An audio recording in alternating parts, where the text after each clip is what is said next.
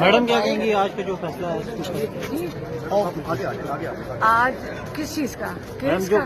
جی case کے یہ تو ہمارے سلمان صفدر نے تو بہت زبردست دلائل دی ہیں، تو جو ہمارے ججز ہیں ان کو بھی سمجھ آ رہی ہے کہ اس کیس میں کچھ بھی نہیں ہے اور سائفر کو ختم کرنا چاہیے کہ یہ غدار لوگوں کے اوپر نہیں لگا ہوا۔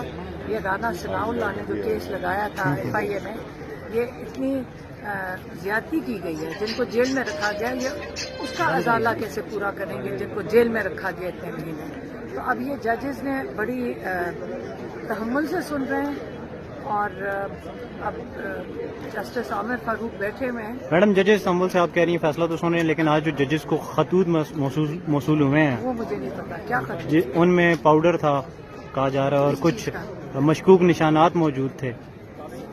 اس کا نہیں مجھے پتا۔ جی ٹھیک ہے۔ تو دیکھیں جب انصاف دیں گے سارا کچھ ٹھیک ہو جائے گا۔ پاکستانی صرف امید رکھتے ہیں اپنے جج سے کہ انصاف دیں، اور جب انصاف دے دیں گے ان کو رات کو یہ بھی چین سے سوئیں گے اور پاکستانی بھی تسلی سے یہ سیکیورٹی میں سوئیں گے کہ ہمارے ججز ہمارا تحفظ اور ہمارے انصاف دینے کے لیے بیٹھے۔ شکریہ۔